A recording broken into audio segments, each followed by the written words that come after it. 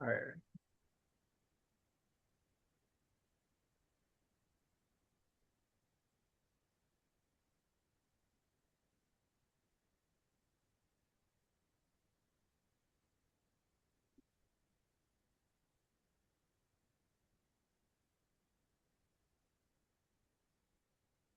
Good morning, everyone. We'll go ahead and get started in just a minute or so.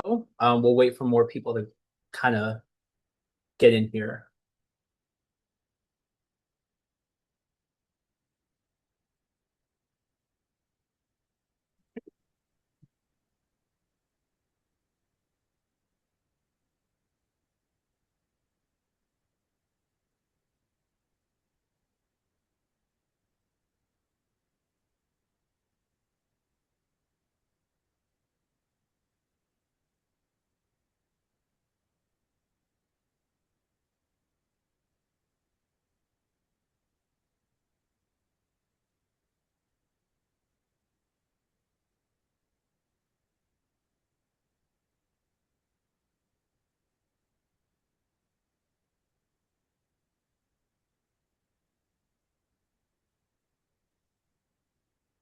People are still filing in, so I'll wait another minute or so.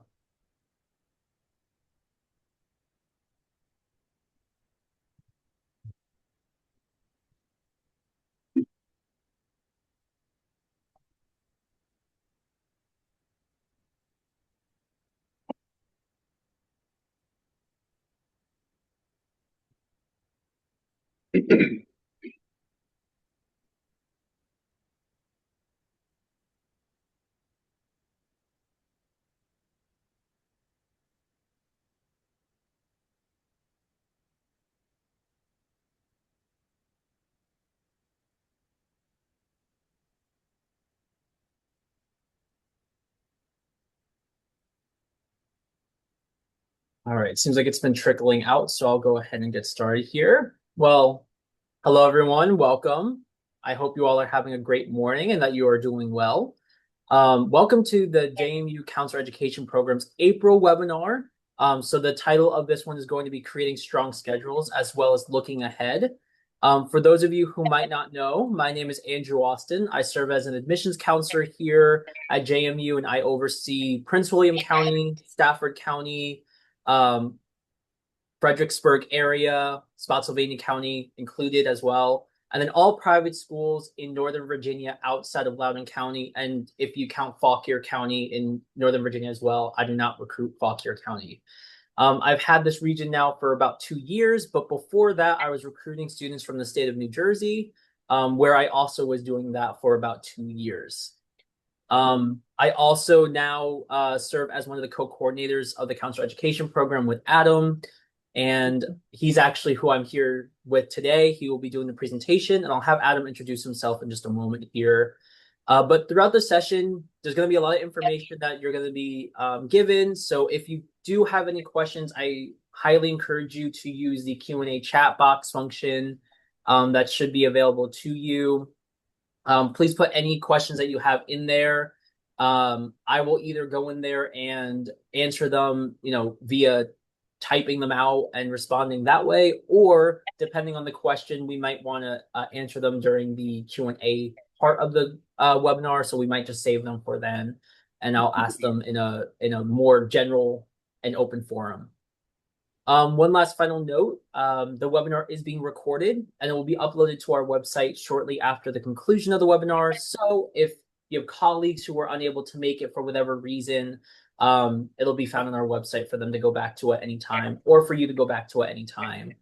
But without further ado, I'm going to pass it over to Adam so he can introduce himself and then get started with our webinar. Wonderful. All right. Thank you, Andrew. Good morning, and thank you all for joining us today. My name is Adam. I'm an admissions counselor here in the Office of Admissions.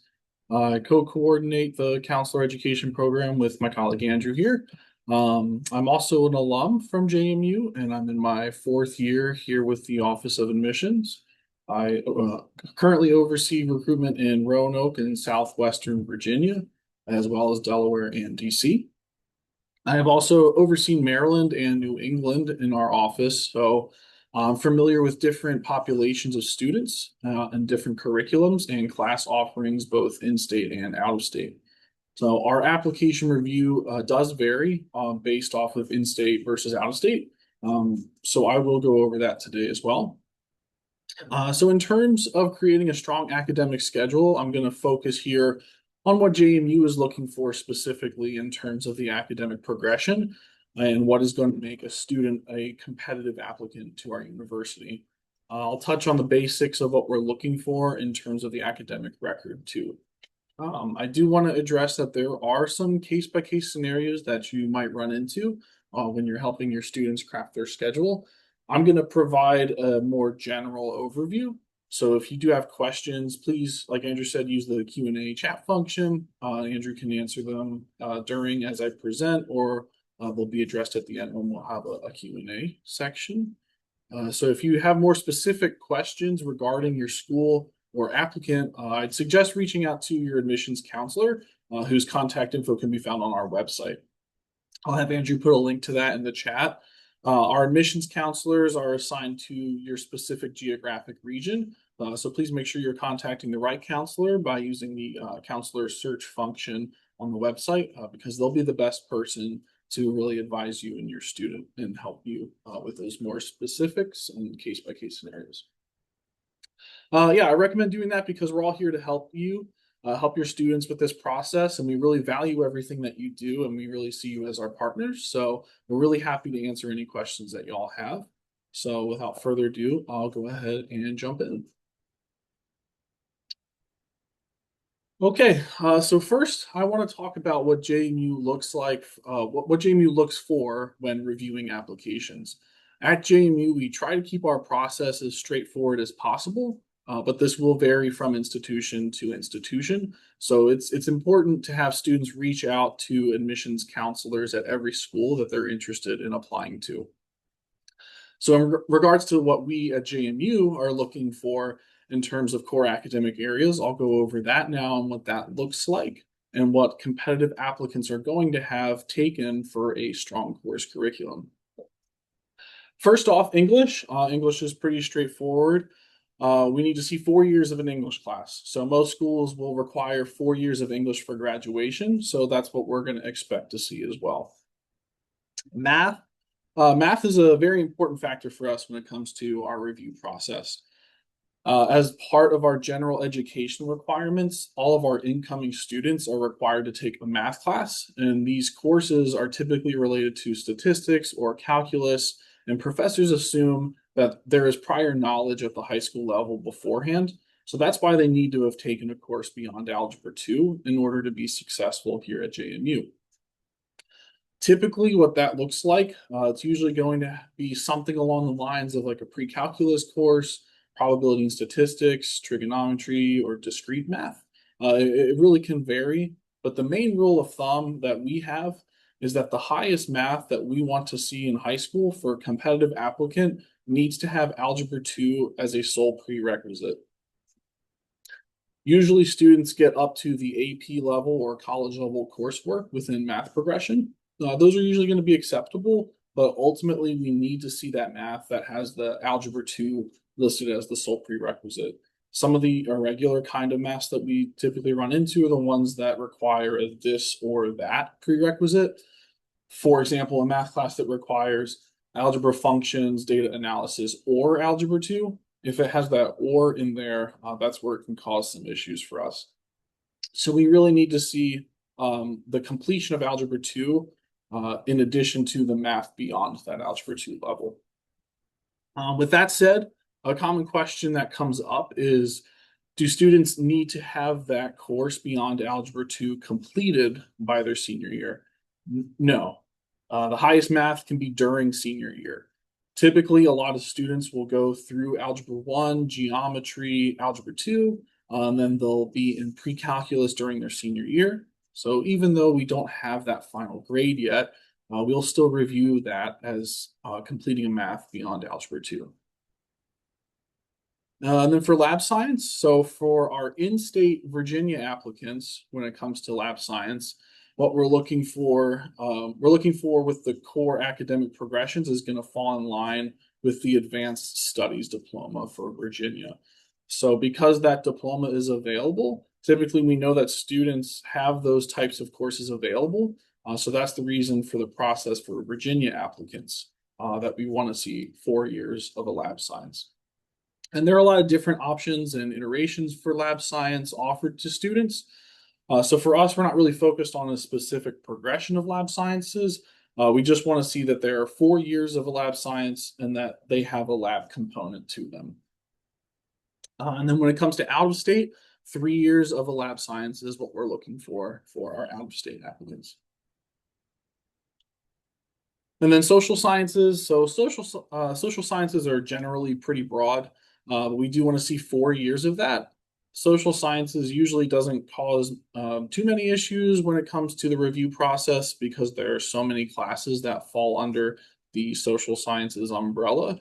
So these can include your like history courses, but they're not limited to just history courses. It could be like religion, philosophy, psychology, sociology, and those types of courses. And then lastly, foreign language. So when it comes to foreign language for our Virginia applicants, we want to see 3 to 4 years of a single foreign language or the 2+2. So 2 years of one foreign language and then 2 years of another. So this is in line with the Advanced Studies Diploma for our Virginia students. So 2+2 or 3 years of one is perfectly acceptable for our review process as a competitive in-state applicant. One question that comes up often for us is whether we're looking for years in high school or whether we're looking for the level. When it comes to our process, we're looking for the level. So sometimes we'll see a lot of students that will take Spanish 1 and Spanish 2 in middle school, and then they'll take Spanish 3 in ninth grade. So we'll see Spanish 3 in ninth grade, and we're going to assume that they've already taken Spanish 1 and Spanish 2. So it's not specifically years in high school that we're looking for, but rather that they got to that level. And then for out-of-state applicants, we want to see at least 2 years of one foreign language, or it could be 2 years of two. We do, however, take into consideration the graduation requirement. So all students are always reviewed within the context of their high school, but typically that's where our line falls. So those are the main core areas and progression that we're looking for. The other important aspect that we're looking for is a challenging course curriculum, and that's based on what's available to the student at their high school. Okay, so typically to be considered a competitive applicant, we want to see students that have a mix of college and honors level coursework throughout high school. Ultimately, those more advanced courses are going to best prepare students for the academic experience at JMU and the college level as a whole. And the key here is really about balance when it comes to figuring out AP, IB, dual enrollment, and honors courses. So figuring out the balance of a challenging course load while also maintaining academic success really varies from school to school in terms of how many college or honors level courses that we're looking for. For students applying to JMU, it's about challenging yourself with these courses, but it's also it isn't helpful if you're taking all these challenging courses and then not doing well in them. So you really want to find that right balance for you. The main thing that we're looking for is a challenging course load based on what's available at the high school. So the admissions counselor reviewing the application knows what courses are available to that school and makes a determination of what is a competitive applicant from that school based on that information. And then after that, we're specifically looking at the final grades received in the core academic classes that I mentioned earlier: English, math, lab science, social science, and foreign language. So a competitive applicant mostly has A's and B's within these core areas. A couple of C's here and there are fine. We would rather see a mix of A's and B's and maybe a C or two here and there within a challenging course load compared to having straight A's within a non-challenging course load of study. Also, I usually say that if there are a couple of C's on the transcript, we want to see A's to kind of balance out those C's. And then when it comes to D's and F's on a transcript, those are always things that we're going to note in our review process. but it can be a case-by-case basis. For example, a D in middle school would not be as bad as a D in sophomore or even junior year. If a student does have a D or an F, it might be worth having a conversation with that student to retake that class and to get a better grade. So I mentioned earlier college level coursework, AP, IB, and dual enrollment. A common question that comes up for us is whether or not we have a preference between those different options. When it comes to our admissions process, we do not weigh AP, IB, dual enrollment classes higher or lower than one another. We review all of those as college level courses. So, in terms of the admissions process, we don't have too much of a preference to which of those three that they're taking. I just mentioned that it's really what's best for them in terms of that balance that they're finding in their schedule. As far as transfer credit, we do have the transfer equivalency guide on our website, JMU Transferology, that students can look up to figure out if and how dual enrollment classes are going to transfer. So I'll ask Andrew to put a link to that in the chat as well. And then when it comes to AP and IB classes, that's going to depend on the test score. So if students are trying to decide between dual enrollment and AP, those test scores for transferring, that's going to be a component that they want to keep in mind when they're making that decision. But in terms of the admissions process, we don't weigh them any differently. When it comes to AP and IB classes, since those are standard curriculums that we know, we will usually give students credit for core and non-core AP and IB classes. So classes like AP Art and IB Exercise Science or Visual Arts, we'll usually give students credit for those classes and consider them as college level courses. But that's one of the kind of differences from one difference from dual enrollment is that so dual enrollments, we are specifically and strictly looking at the core areas of dual enrollments. So any non-core dual enrollment classes are not going to have a large impact on our admissions process. So that's our general approach. We admit to the university as a whole and not to specific colleges or majors. So intended majors are not used as a factor in our admissions decisions. So students can have their intended major, and they do list that on the application, but it does not play a role in our process. In terms of creating a schedule and working with your students to figure out what the best schedule is going to be for them, not admitting by major might be another thing to keep in mind as well. So when it comes to JMU, we are not looking for specific classes that fall in line with the student's intended major, but other institutions might be looking for certain classes for a certain major. So if a student is applying to an institution that does admit by major, and they're applying to like an engineering major, for example, they might need to get up to, for example, the physics or like a higher level math class. So that's an important conversation that should be had with the students as they're creating their schedules. But for JMU, we're not looking for anything particular in that regard. We're just looking for students that are excelling and challenging themselves within the core areas.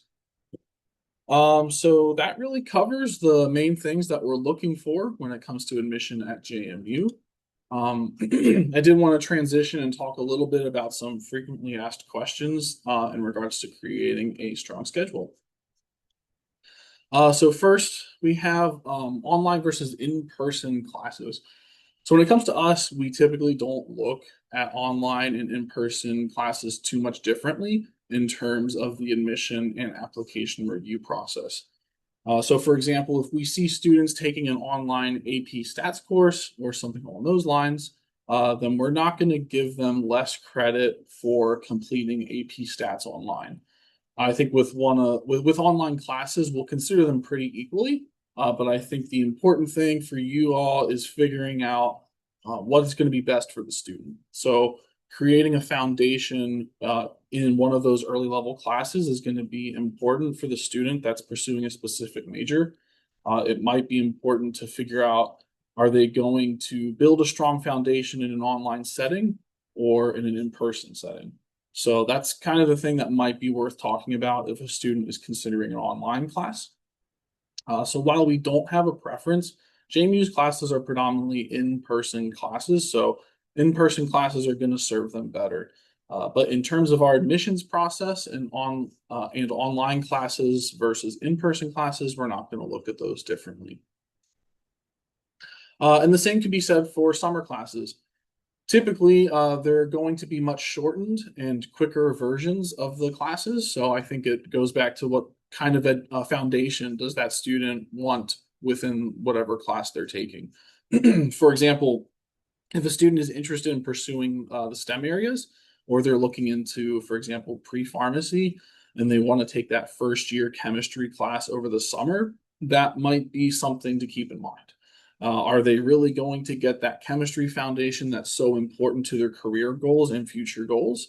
So, do they want that foundation to be in a summer or a shortened class as opposed to a full semester long class?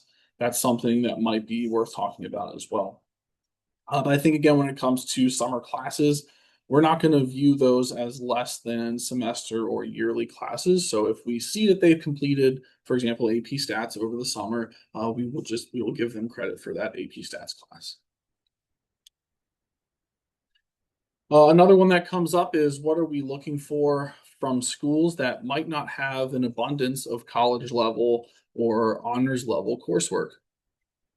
I briefly mentioned it earlier, but students are reviewed based on the context of their high school. So when we're looking at students, we're looking at the curriculum that's available to them. We are making a determination of whether they've challenged themselves within that available curriculum.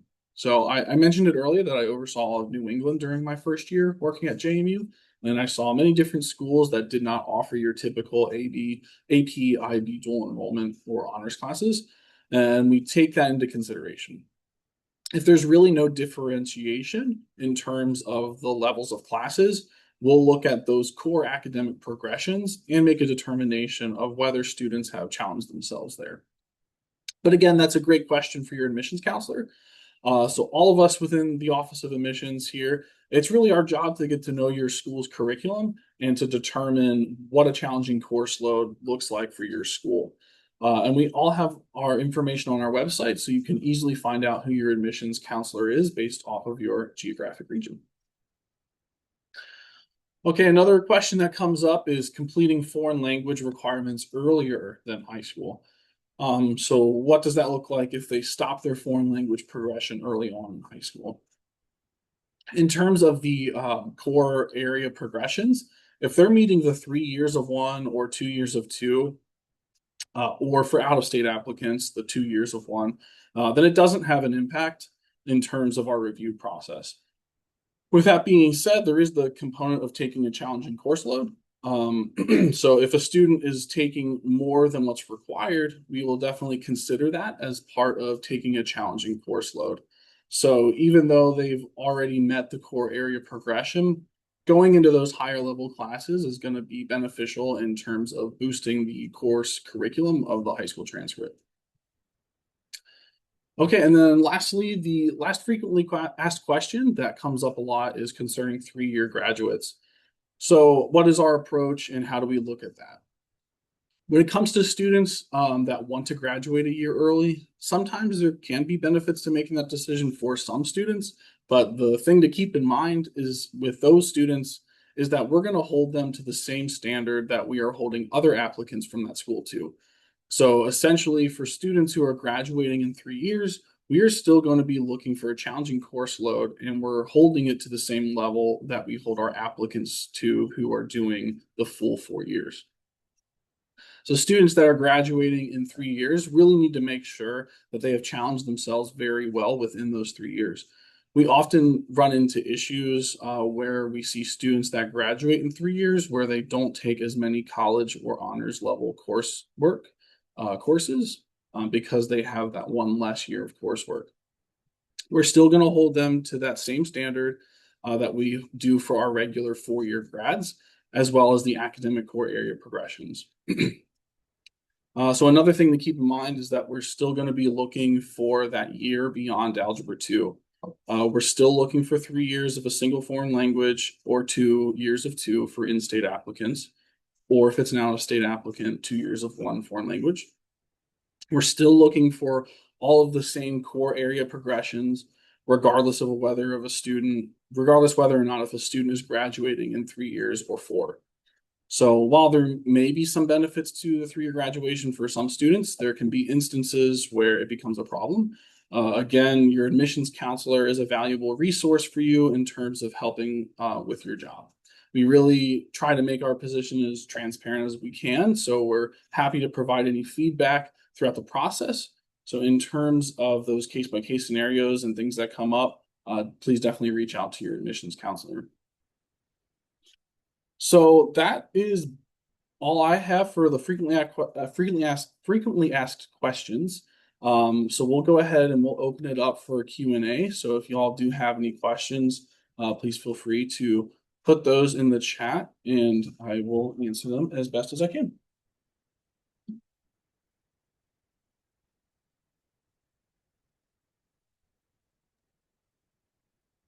Yeah, thank you, Adam. So as you all are thinking about your questions, I know it's going to take a minute or so if you're typing it out to ask them, which is totally fine. I'm going to jump in here and just mention here. So we mentioned that there's a looking ahead aspect to the webinar today, and what that looks like is, uh, so back in March we had Visiting Counselor Day, which is where we invite counselors, independent education counselors to campus to get to learn about JMU and our admissions process. And there we actually had a survey that went out to our counselors to hear back from you, to ask you what your thoughts are about the counselor education program. And the reason why this is because over the summer, the counselor education program is going to be revamped.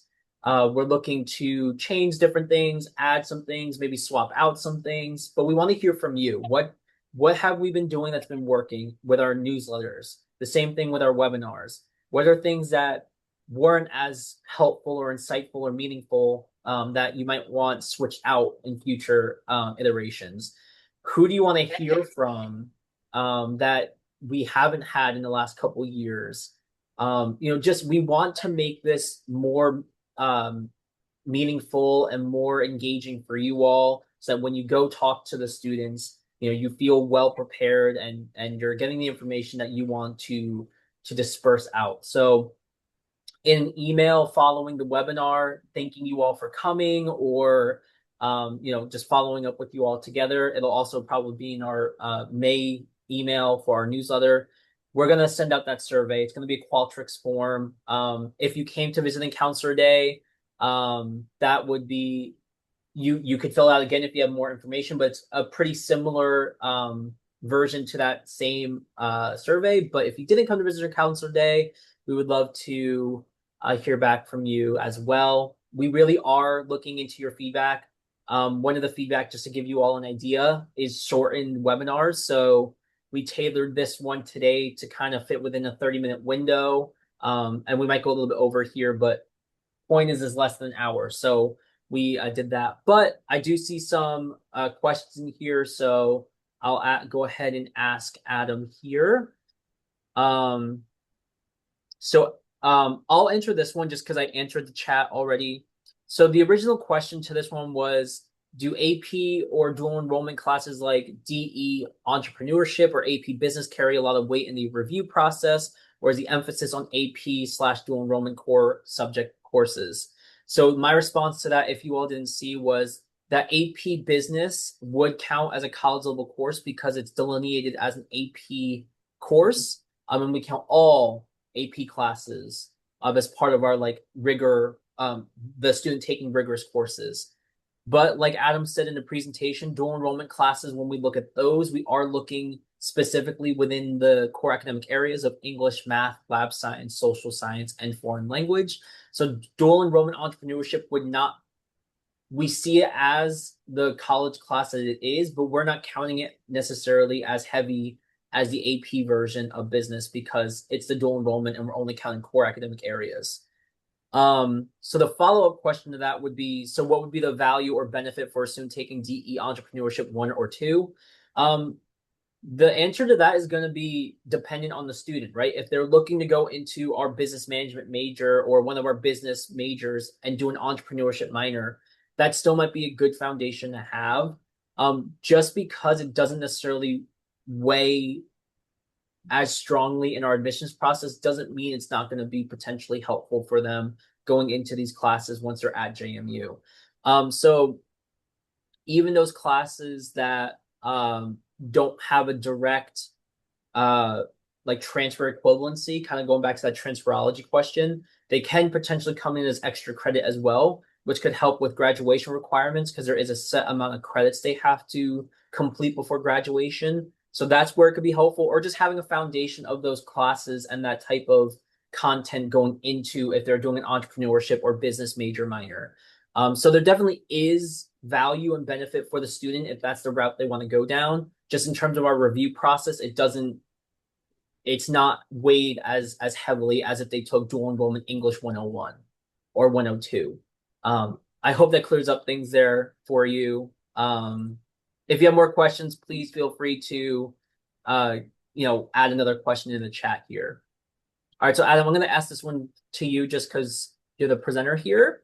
So this person's asking that they understand we want to see a year beyond Algebra 2 and at least 3 years of world language. Are there any other courses that they want to see? So if you could just touch back on those core areas again. Yeah, for sure. So, just going over those again. So for English, definitely 4 years of an English. That's really just with like core graduation requirements. We're really looking for those 4 years of English. And then for the math, yes, definitely a math beyond Algebra 2 that has the sole prerequisite being Algebra 2. That's like I said, during for the general education requirements at JMU, though all of our students are going to be taking a math class that has either some sort of calculus or statistics kind of within the curriculum. So to be successful, we really are for students to be successful at JMU, we're really looking for that they've completed that year beyond Algebra 2 so that they're able to be successful here. And then for foreign language, yep, 3 years of one or 2 years of two for our in-state applicants. And then for our out-of-state applicants, 2 years of one is acceptable. We do look at what the high school graduation requirement is for those out-of-state applicants. So depending on like where they're coming from for out-of-state, but typically what we're looking for is 2 years of one for those out-of-state students. And then lab science. For in-state students, 4 years of a lab science, and those can really be kind of any science that has a lab component to them. And then for the out-of-state students, 3 years of those lab sciences are acceptable for us. And then social sciences can really be anything under that social science umbrella, whether it be like history, psychology, sociology, philosophy, religion. We're looking for just 4 years of those classes. Yeah. So the follow-up question there is, do you consider astronomy as a lab science? The answer is going to be yes. Astronomy does count as a lab science for us. There are a handful of science classes that'll count for us that don't exactly have a lab component, like a separate lab class, but do count as a lab science. So one that I can think of, astronomy sometimes fits in that. But also sometimes forensic science also fits in that mold as well. We do count as a lab science, but I've come across a couple schools where there's not a specific lab component for there, but they're doing labs within that same class block. So yeah, astronomy will count as a lab science for us. And then Adam, going back to you here, someone asked, what do you want to see in regards to extracurriculars? If you can explain what those look like in our review process. Yeah, so good question. So for us, we're really primarily focused on academics. We will see extracurriculars on the application, and we can note those and look at them. However, we are really making our decisions based off of the academic record. So we're really looking at those core courses, and then how well they did in those core courses, as well as looking for a challenging course curriculum with honors, AP, and dual enrollment classes and all those. So extracurriculars don't weigh too heavily in our admissions process. We're really focused on the academics. Awesome. Yeah, thank you, Adam. We'll wait another like half a minute or so, see if any other questions come through. Otherwise, Adam, if you want to continue after like a Sure. minute, just waiting.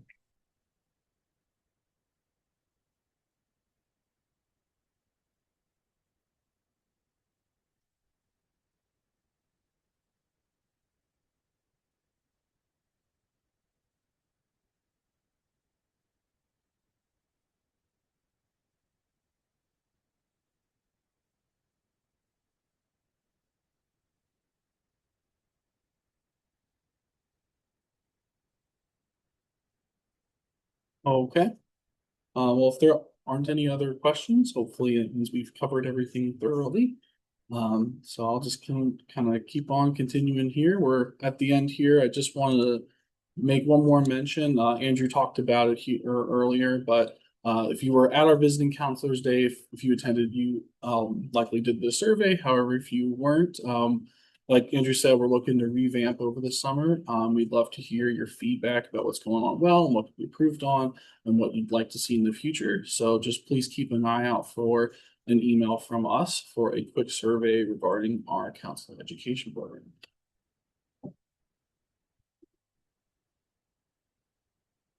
And then lastly, we will have a year in review webinar sometime in May. So please just keep an eye out for that as well from us to get a full review of our 2025-2026 admissions cycle.